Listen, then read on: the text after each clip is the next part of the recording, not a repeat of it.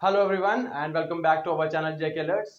So I hope आपको ये videos अच्छी लग रही होंगी। और आज हम इस वीडियो में सेंट्रल इंडिया के माउंटेन्स जैसे कि Aravalli hills, Vindhya range, Satpura range, Western Ghats, Eastern Ghats को पढ़ेंगे।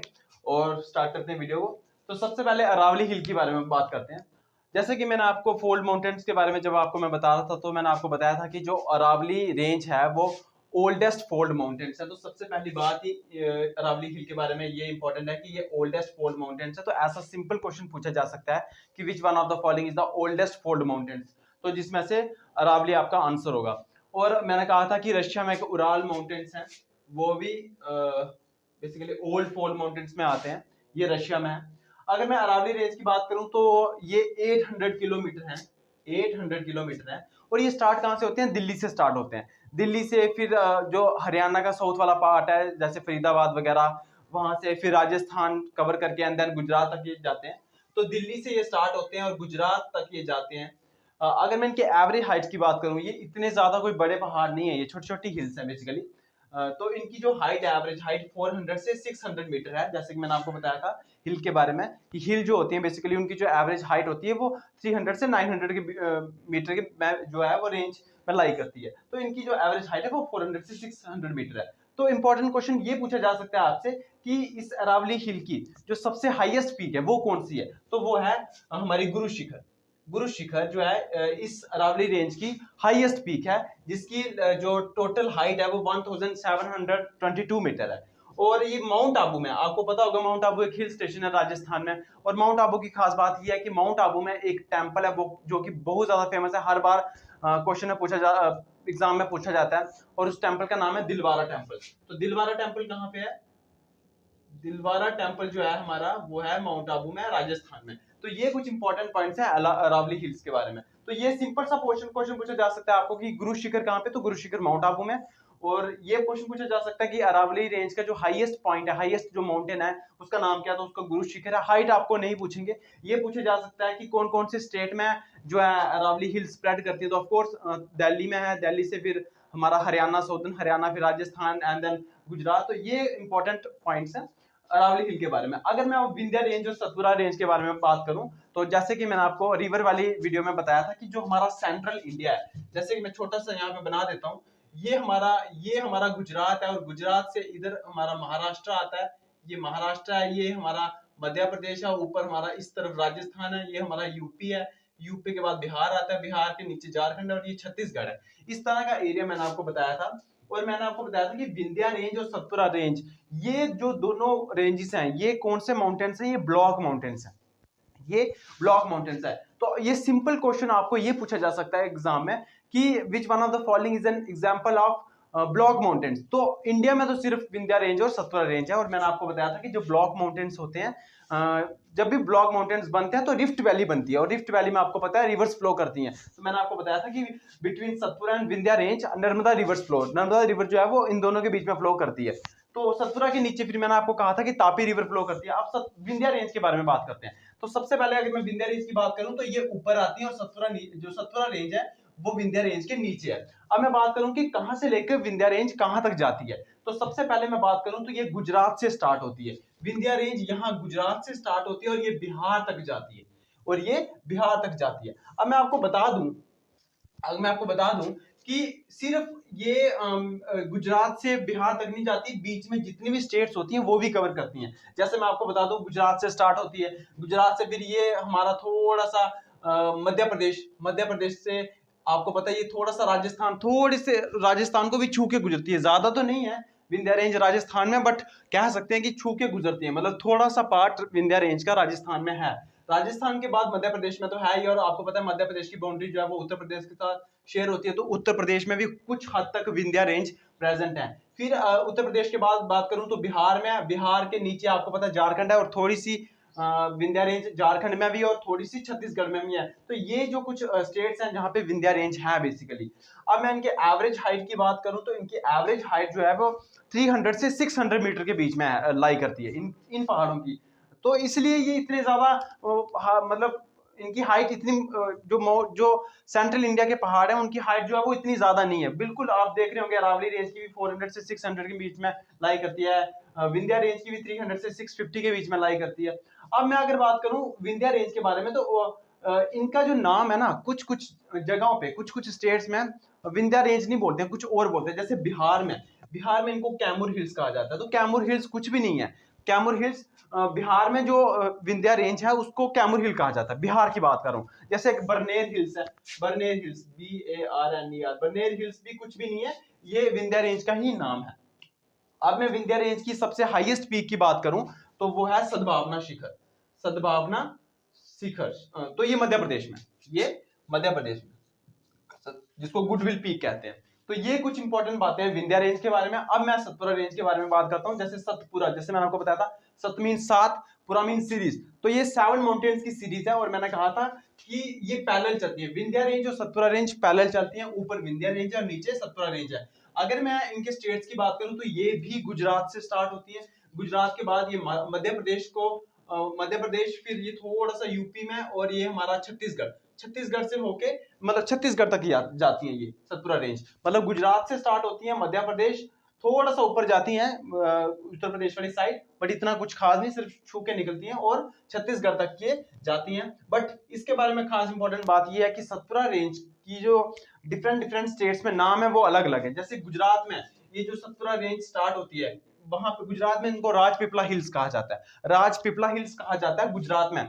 सतपुरा रेंज को। अगर मैं मध्य प्रदेश की बात करूं तो मध्य प्रदेश में सतपुरा रेंज को महादेव हिल्स कहा जाता है। तो इन्हीं के नाम है ये।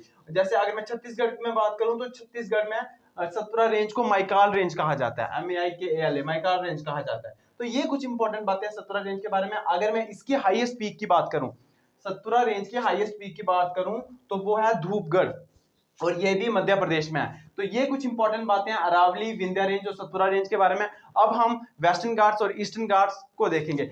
अब वेस्टर्न घाट्स के बारे में पढ़ते हैं। तो सबसे पहले क्वेश्चन आता है कि वेस्टर्न घाट्स क्या है। तो घाट से आपको कंफ्यूज नहीं होना है, घाट्स कुछ भी नहीं है, ये भी पहाड़ है वेस्टर्न घाट्स। तो सबसे पहले मैं आपको बता देता हूँ कि वेस्टर्न घाट्स है कहाँ पे है। तो जैसे कि आपको पता है कि हमारा जो पेनिनसुलर इंडिया है ना, हमारा जो साउथ इंडिया है, तो यहाँ एक गुजरात है, गुजरात से फिर हमारा महाराष्ट्र आता है, महाराष्ट्र से गोवा, गोवा से कर्नाटक एंड देन केरला आता है। ठीक है, तो साउथ गुजरात से ये वेस्टर्न घाट्स जो है हमारे पहाड़ स्टार्ट होते हैं साउथ गुजरात से, फिर हमारे महाराष्ट्र में, गोवा में थोड़े से, फिर हमारा कर्नाटक एंड केरला तक ये वेस्टर्न घाट्स जो है ये जाते हैं। तो वेस्टर्न घाट्स को सह्याद्री भी कहा जाता है। सबसे पहली बात, महाराष्ट्र और कर्नाटक में इसको सह्याद्री कहा जाता है, और ऐसे भी वेस्टर्न घाट्स को सह्याद्री कहा जाता है। जैसे आपने केरला और तमिलनाडु में नीलगिरी हिल्स सुने होंगे, तो ये भी वेस्टर्न घाट्स के ही पार्ट है, नीलगिरी हिल्स। आपने केरला में कार्डेमम हिल्स सुनी होंगी, ये भी वेस्टर्न घाट्स का ही पार्ट है।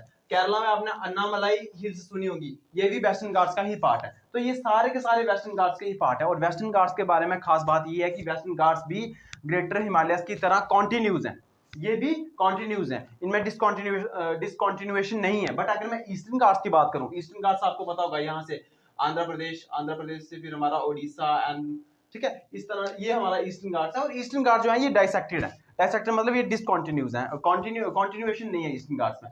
अच्छा, अगर इंपॉर्टेंट बात की बात करूं वेस्टर्न घाट्स के बारे में, तो ये तो आपको पता चल गया होगा कि कौन कौन से स्टेट में। आपको साउथ गुजरात से स्टार्ट होता है, फिर महाराष्ट्र, कर्नाटका, केरला, तो वहां पे ये वेस्टर्न घाट्स फैले हुए हैं। रिच बायोडाइवर्सिटी है यहाँ पे वेस्टर्न घाट्स में, ठीक है। और आपको मैंने बताया था कि बड़ी सारी रिवर्स वेस्टर्न घाट से ओरिजिनेट होती हैं। गोदावरी, कृष्णा, तुंगभद्रा, कावेरी, ये सारी की सारी रिवर्स का सोर्स जो है वो वेस्टर्न घाट्स ही है।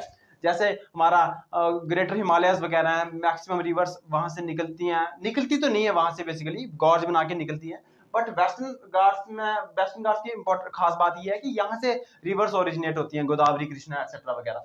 अगर मैं सबसे हाईएस्ट पीक की बात करूं, और वेस्टर्न घाट की सबसे इंपॉर्टेंट बात एक ही है कि जैसे ये साउथ की तरफ आती जाती है, इसकी हाइट बढ़ती जाती है। मतलब गुजरात में, महाराष्ट्र में उतनी हाइट नहीं है वेस्टर्न घाट की जितनी केरला में। तो मतलब ये जैसे नीचे ऊपर से नीचे की तरफ आएंगे, इनकी हाइट बढ़ती जाएगी। इसलिए जो सबसे हाईएस्ट पीक है ना वेस्टर्न घाट की, अनाईमुड़ी, वो केरला में। अनाईमुड़ी की हाइट जो है वो 2695 मीटर है, और वो केरला में है। और जैसे कि क्यों केरला में है, क्योंकि मैंने बताया कि ऊपर से लेकर नीचे तक जब वेस्टर्न घाट्स आते हैं तो इनकी हाइट बढ़ती है। इसलिए केरला में जो अनाईमुड़ी है, जो कि सबसे हाईएस्ट पीक है वेस्टर्न घाट्स की, और सिर्फ वेस्टर्न घाट्स की ही नहीं, साउथ इंडिया, पेनिनसुलर इंडिया की सबसे हाईएस्ट पीक भी अनाईमुड़ी ही है, जो कि केरला में है। और इंपॉर्टेंट बात मैं बताऊं वेस्टर्न घाट्स के बारे में, जैसे कि मैं आपको बता चुका हूँ कि केरला और तमिलनाडु में जो नीलगिरी हिल्स हैं वो वेस्टर्न घाट्स का ही पार्ट है। कार्डिमम हिल्स भी वेस्टर्न घाट्स का ही पार्ट है। अनाईमलाई हिल्स भी जो केरला में है वो वेस्टर्न घाट्स का पार्ट है। और नीलगिरी हिल्स जो है बेसिकली उनको ब्लू माउंटेन्स कहा जाता है। और ये नीलगिरी हिल्स फेमस इसलिए हैं क्योंकि बेसिकली नीलगिरी हिल्स एक जंक्शन है ईस्टर्न घाट और वेस्टर्न घाट्स के बीच में। कहने का मतलब जहां ईस्टर्न घाट्स और वेस्टर्न घाट्स मिलते हैं, जैसे ये इधर से मिलते हैं, ये इधर से ईस्टर्न घाट आ रहे हैं और इधर से वेस्टर्न घाट आ रहे हैं, जहां पे ये मिलते हैं वो बेसिकली नीलगिरी हिल्स है। तो Nilgiri hills basically marks the junction of the western Ghat with eastern Ghats. अब इंपॉर्टेंट बात करूं नीलगिरी हिल्स के बारे में ही, तो नीलगिरी बायोस्फीयर रिजर्व जो इंडिया का सबसे पहला जो बायोस्फीयर रिजर्व सेटअप हुआ था वो नीलगिरी बायोस्फीयर रिजर्व ही है, यहीं पे है नीलगिरी हिल्स में ही। अब सेकंड हाईएस्ट पीक की बात करूं, सेकंड हाईएस्ट पीक, फर्स्ट के बारे में तो मैं बता चुका हूं, अनाईमुड़ी फर्स्ट हाईएस्ट पीक है वेस्टर्न घाट्स की और पेनिनसुलर इंडिया की भी। बट डोडा बेटा जिसकी हाइट 2637 मीटर है वो सेकंड हाईएस्ट पीक है वेस्टर्न घाट्स की और पेनिनसुलर इंडिया की भी। और नीलगिरी हिल जो है वो मैं आपको बता चुका हूँ कि जंक्शन है ईस्टर्न घाट्स और वेस्टर्न घाट, मतलब यहाँ पे ईस्टर्न घाट और वेस्टर्न घाट मिलते हैं। अब वेस्टर्न घाट्स में बड़े सारे पासिस प्रेजेंट है, जैसे मैंने आपको बताया था रास्ते, ठीक है। तो यहाँ पे वेस्टर्न घाट्स में पासिस प्रेजेंट है, जैसे थाल घाट है। थाल घाट का सिंपल पूछा जा सकता है कि थाल घाट कौन सी रेंज में है, कौन से पहाड़ों में है ये पास। थाल घाट से इंपॉर्टेंट बात एक और पूछी जा सकती है कि थाल घाट का दूसरा नाम क्या है, वो कसारा घाट है। कसारा घाट ये भी पूछा जा सकता है। दूसरा पास जो वेस्टर्न घाट में प्रेजेंट है वो है भोर घाट।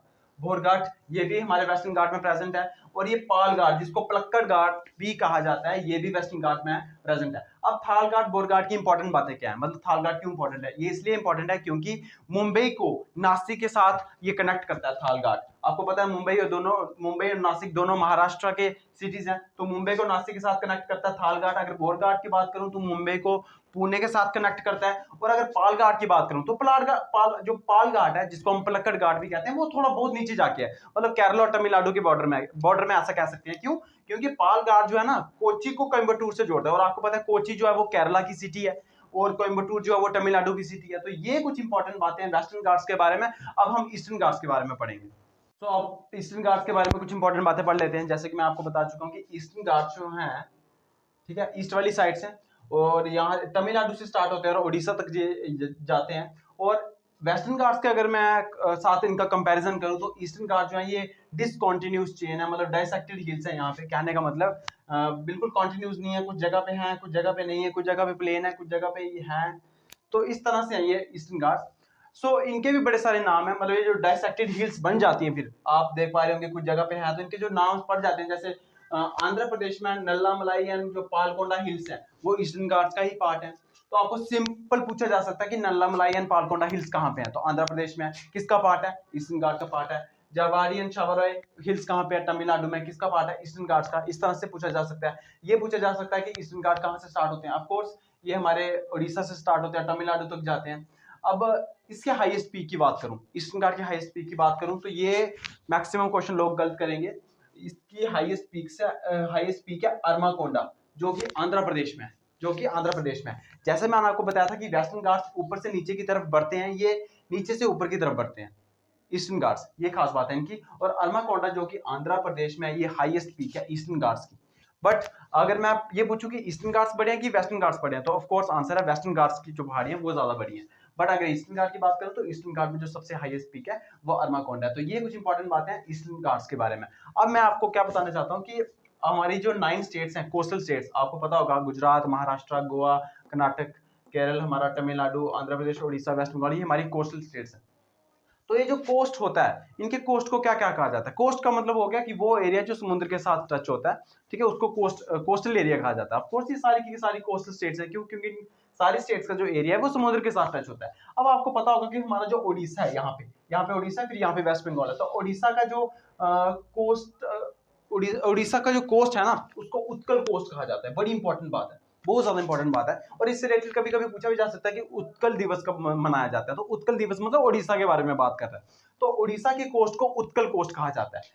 कोंकण कोस्ट की अगर मैं बात करूं, कोंकण, तो आपने कोंकणी, आपको लैंग्वेज पता है, गोवा की लैंग्वेज है कोंकणी। तो महाराष्ट्र और गोवा का जो कोस्ट है उसको कोंकण कोस्ट कहा जाता है। महाराष्ट्र और गोवा दोनों के कोस्ट को कोंकण कोस्ट कहा जाता है। अगर मैं कन्नड़ा कोस्ट कहूं, कनरा कोस्ट कर्नाटका की कोस्ट को कहा जाता है। मतलब ये जहाँ पे कर्नाटका है, कर्नाटका का जो कोस्ट है, जो समुद्र के साथ एरिया टच हुआ है, उस कोस्ट को कनरा कोस्ट कहा जाता है। अगर मालाबार की बात करूं तो कुछ पार्ट कर्नाटका का और पूरा का पूरा केरला, इसका जो कोस्ट है, उसका जो कोस्ट एरिया है, उसको मालाबार कोस्ट कहा जाता है। बड़ी इंपॉर्टेंट बातें हैं, छोटी छोटी बातें हैं, बहुत ज्यादा इंपॉर्टेंट बात है।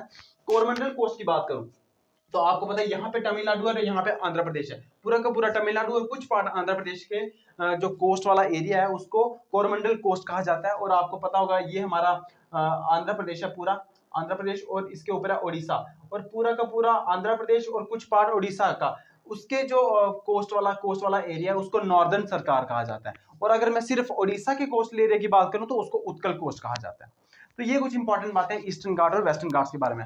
अगर मैं आपको समराइज करवाऊं कि सबसे हाईएस्ट पीक ईस्टर्न घाट की कौन सी है, तो अरमाकोंड है, जो कि आंध्र प्रदेश में है। अगर मैं आपको वेस्टर्न घाट्स की सबसे हाईएस्ट पीक पूछूं तो वो है अन्नाईमुडी, जो कि केरला में है।